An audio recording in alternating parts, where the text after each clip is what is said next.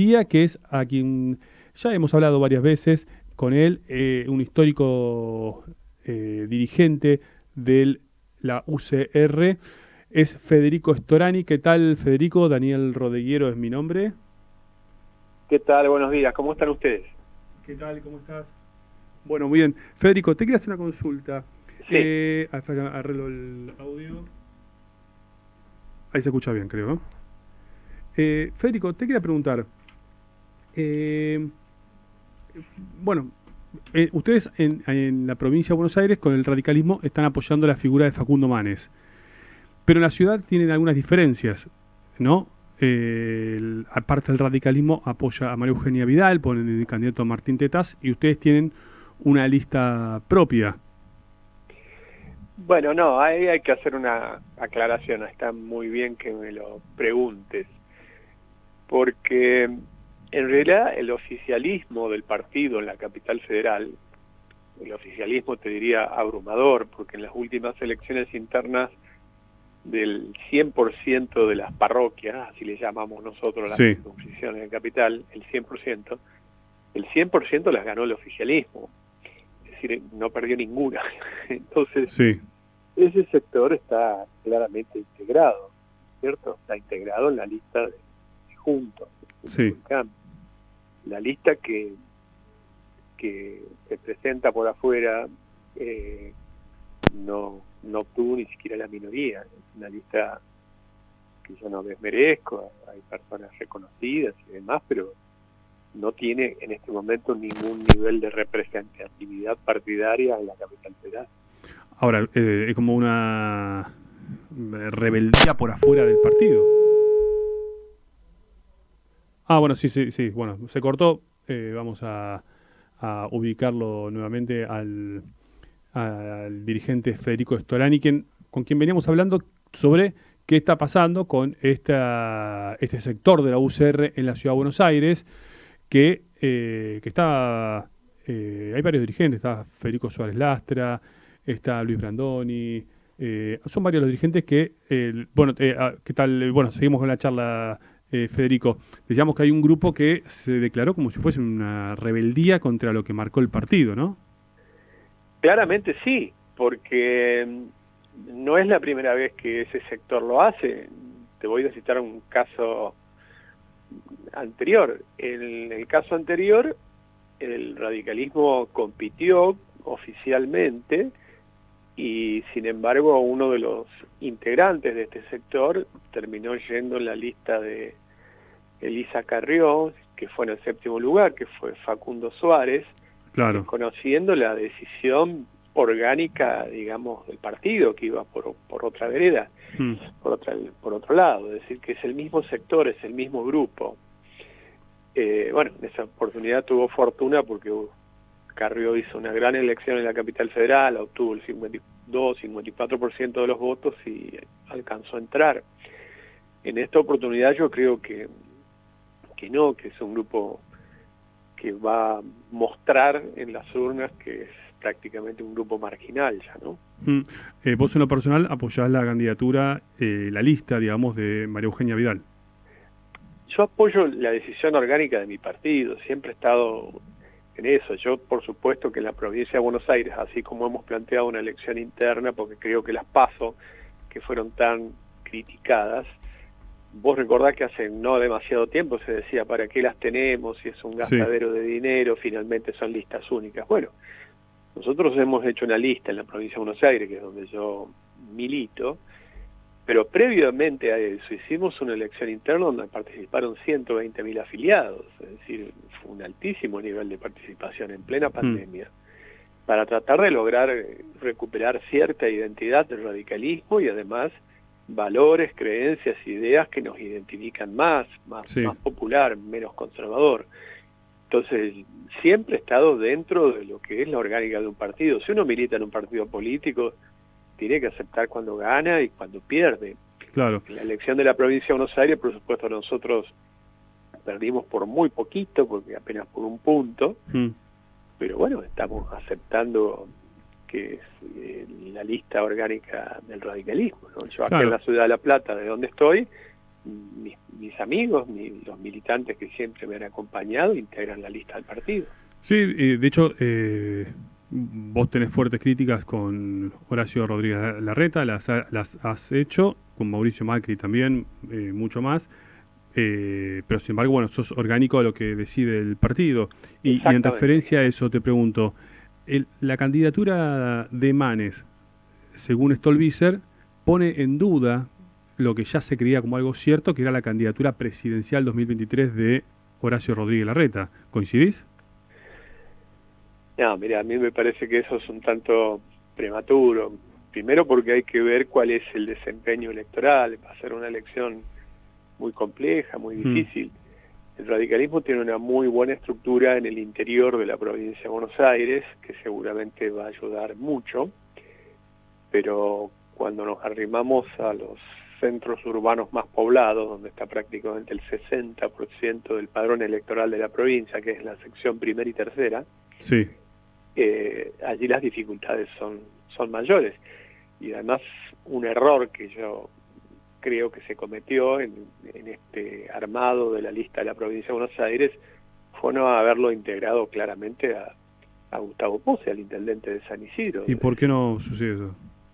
Y yo la verdad que no entiendo, porque siendo que la elección interna la había ganado en la sección primera, que es Gran Buenos Aires, zona oeste y norte, y siendo el intendente de la ciudad más importante que el radicalismo administra, era hasta inteligente. Yo creo que por una cuestión de sectarismo, nomás de celos, ¿no? Sí. Y ahí se cometió un error que lo va a hacer mucho menos competitivo en una sección que representa el 30% del padrón de toda la provincia. Perdón, el error, decís, es de la lista que encabeza Facundo Manes, ¿no? Sí, en realidad Facundo Manes es una figura casi sí, extrapartidaria que la tomaron. El yo error lo comete la conducción actual del radicalismo, que es Maximiliano Abad, que me parece que sigue mirando la política de manera muy pequeña, muy chiquita. Sí. Se tomaron de un poco de nuestro discurso, que logró que se movilizara la gente, que era recuperar esta identidad y demás, pero no de manera sincera, lo hicieron de manera puramente oportunista. Esa es mi opinión. Claro. Yo hace varios años que vengo hablando con la gente con el equipo de comunicación de Facundo Manes, y me decían que él hace muchos años también que se quiere meter en política. La principal traba que tiene, bueno, no sé si la principal, pero lo que me remarcaban muchos ellos es que Manes camina por la calle y lo saluda el 100% de la gente y lo aman. Y él, en lo personal, no se iba a bancar que, estando en política, le empiecen a llover las críticas sacadas de carpeta, críticas de fotos que sube, como pasó ayer. No se iba a bancar los rechazos. ¿Cómo se hace para a un outsider protegerlo de eso en el cual ustedes ya tienen experiencia de bancárselo, tienen espalda, pero uno que viene de afuera, ¿cómo se lo cubre, cómo se lo protege en ese sentido? Bueno, primero quiero decirte que bienvenido el hecho de que Facundo Manes decida participar en política. A mí me parece que si uno pretende mejorar, no hay otro camino que involucrarse, que participar. Quienes hacemos política tal vez nos equivocamos varias veces por día, pero quienes no tienen ningún grado de compromiso, como que si estuvieran todo el tiempo equivocados, porque la Argentina está lleno de problemas y la forma de mejorarlo es involucrándose, participando a los efectos de poder mejorar. Sí.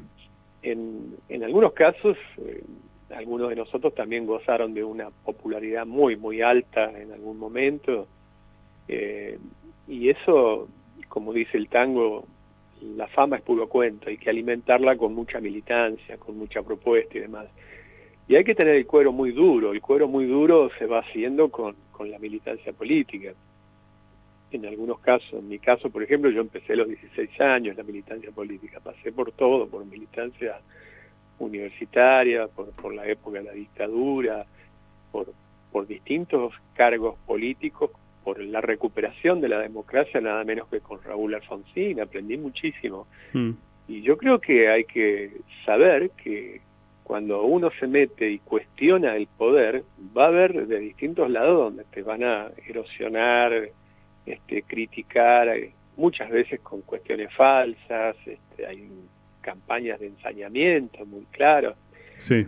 Ahora, por ejemplo, a través de las redes sociales esto es muy muy sencillo, por cualquier pavada muchísimas veces se producen campañas desproporcionadamente críticas. Imagínate por el tema de la candidatura política, mucho más. Sí. Pero hay que saber, cuando uno da un paso, de que tiene que tener el cuero duro y aguantar, porque cuando uno esté después al frente del poder va a tener que afectar intereses muy poderosos. Es decir, Alfonsín, que hizo todo el escalafón de la política, claramente no le temblaba la pera cuando sabía que iba a tener alzamientos militares cuando recuperó la democracia. Claro. Y bueno, los líderes son así, ¿no? Sí. Te hago las últimas dos. Volviendo a los dichos de Stolbizer, simplemente como disparador para preguntarte. Ella dijo que yo estoy en la lista de Facundo Manes y demás, y ingresé a Juntos por el Cambio, pero yo no me hago cargo de Mauricio Macri y de su gestión. ¿Vos sentís lo mismo? Porque de hecho vos genuinamente has sido crítico de la gestión aún cuando era presidente. Sí, creo que en todo caso algunos lo hicimos público desde el principio, la crítica, sin apartarnos, y yo no creo en las concepciones puramente individuales, como diciendo yo tomo esta parte que me parece buena y esta otra parte no, hay que tomarlo sin beneficio de inventario cuando uno participa. A mí me parece que ella, tampoco quiero personalizar, pero cometió un par de errores. Por un lado que acabas de señalar vos, y por otro lado cuando dijo, por ejemplo, que no sabía que la lista iba a Cariglino, ¿no?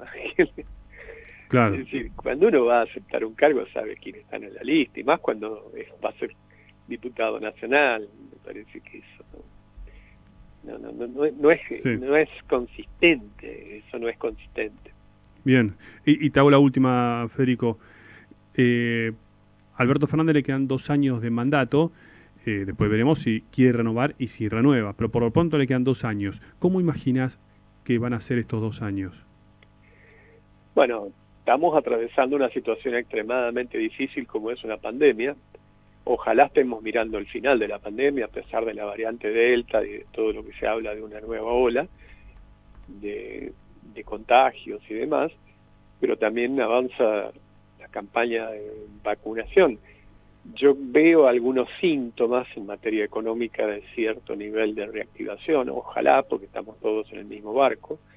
Yo creo que el gobierno de Alberto Fernández debería buscar denominadores comunes. En su momento nosotros planteamos un Consejo Político, Económico y Social por ley, para que tuviera la fuerza y la legitimidad de todo el arco parlamentario en su forma más plural. Lo hizo por decreto, me parece que ahí cometió un error, pero hay que insistir con esa idea de buscar denominadores comunes, porque la Argentina atraviesa una crisis demasiado larga en el tiempo y muy profunda. Y esto se sale solamente ensanchando la base de sustento político, de sustentación política. Y para eso tiene que hacerse una convocatoria muy amplia y superar esta cosa tan absurda de descalificación de la grieta permanente, ¿no? Bien, bueno, Federico, te agradecemos mucho tus minutos con Sección Ciudad. Ya hemos hablado un par de veces y vamos a seguir hablando. Bueno, con todo gusto, a disposición. Muchas gracias. Bueno, fue Federico Storani, histórico dirigente radical, con quien ya hemos hablado en algunas oportunidades.